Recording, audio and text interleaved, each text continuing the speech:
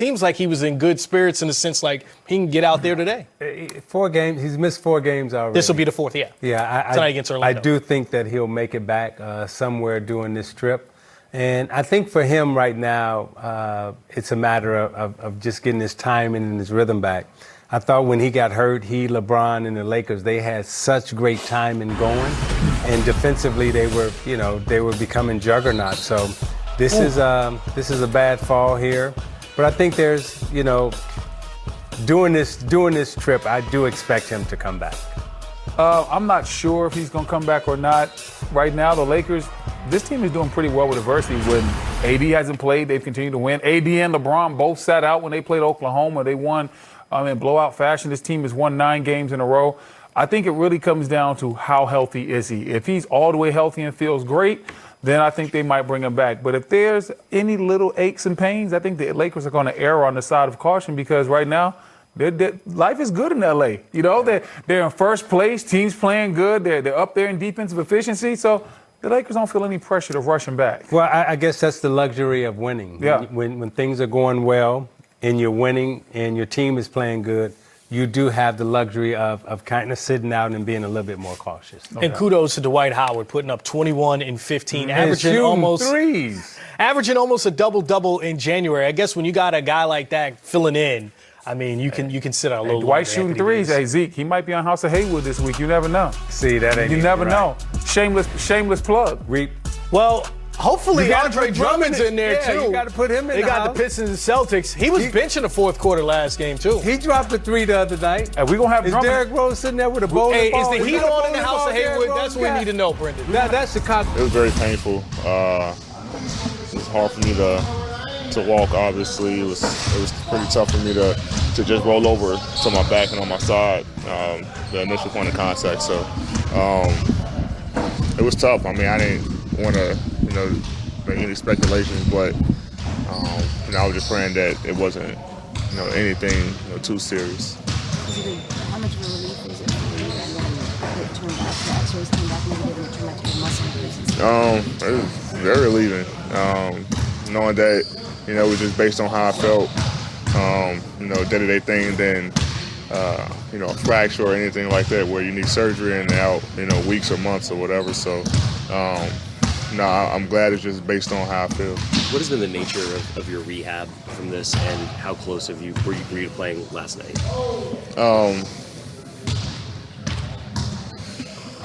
Just really seeing how I feel, going through, drills and different movements,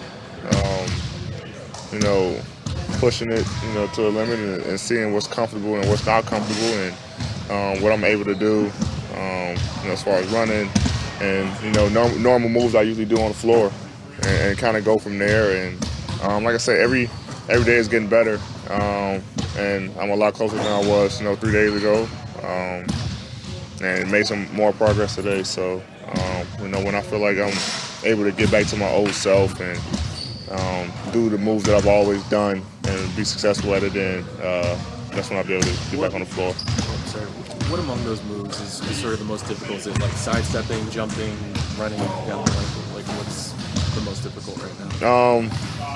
Right now, I'm just trying to get back into just basic movements. I haven't really sprinted yet.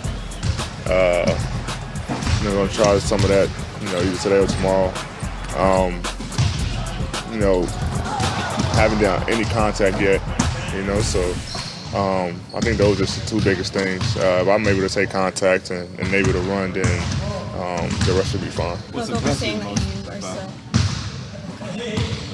impressing most about the team keeping up the win streak while you've been out?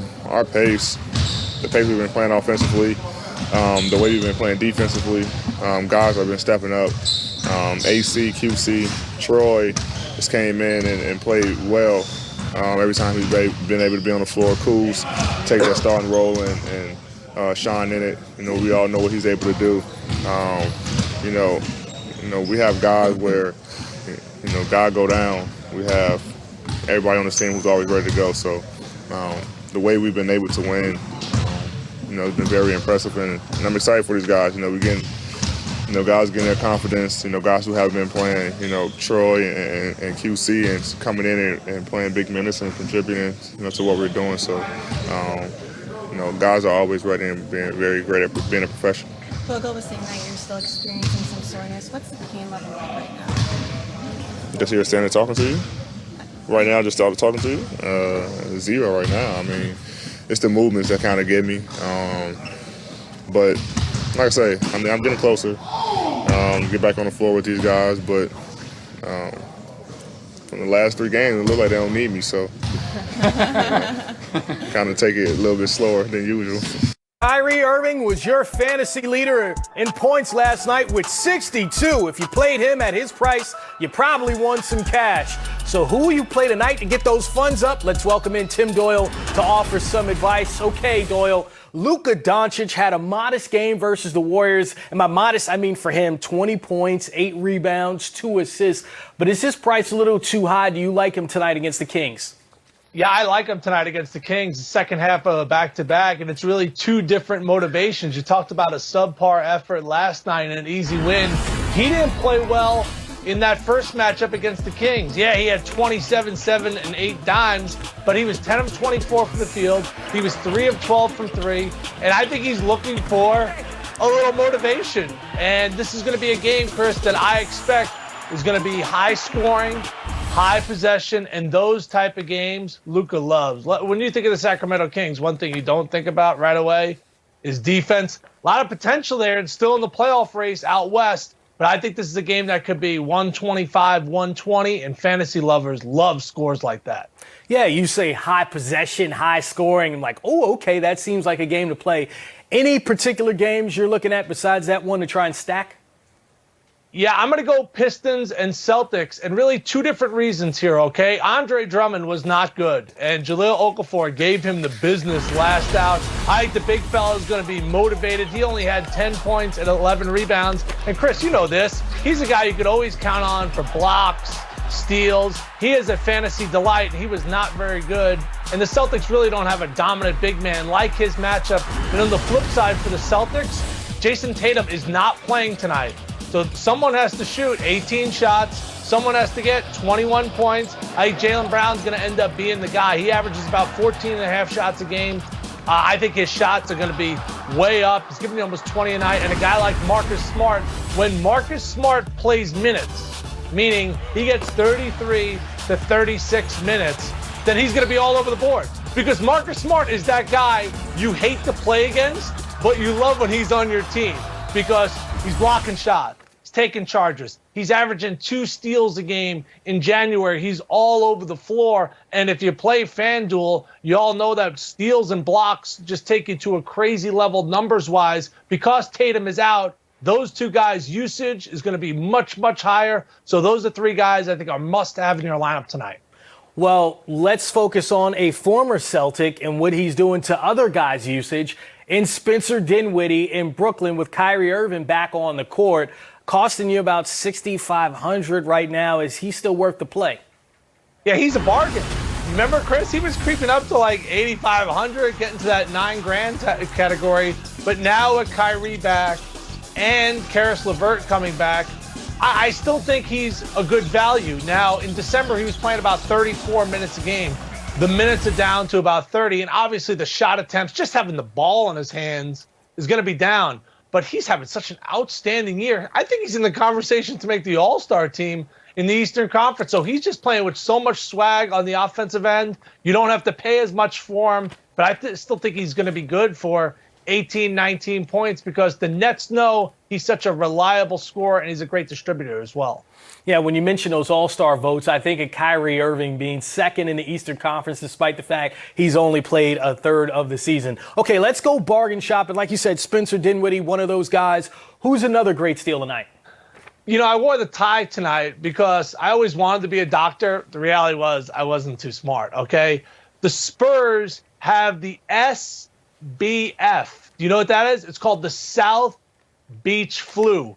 Okay, they played Sunday in Toronto, and then they flew down. So they've been in South Beach Monday, They're in South Beach Tuesday. And I know this, if I had millions of dollars in my bank account, I would be enjoying myself. There's a reason why the Heat have the best home record in the entire NBA. So you could go bargain shopping with not one, but two different guys stand out to me, Derrick Jones Jr. and Kendrick Nunn. I mean, if Derrick Jones Jr. plays minutes, he is all over the place as far as blocking shots and rebounds. What a tremendous athlete he is. If he gets 30 minutes, this is going to be one of the best deals you've seen in a long time. And the flip side, Kendrick Nunn is giving you 15 points a game. The 24-year-old rookie has been so good. I think both those guys are great bang for your buck. But yeah, the SPF, we're not talking about like the lotion you put on. Sometimes I put a little zinc on my nose there, Chris, because my nose gets a little red when I'm in the sun too long. But the SPF, I think, is going to be real for the Spurs tonight. I mean, like you said, Miami Heat have just one single home loss all season. So that's an interesting one to keep an eye out on. Okay, so give us your Doyle's daily starting lineup. Yeah, I didn't know see what to do Derrick with the Jones there. Rockets.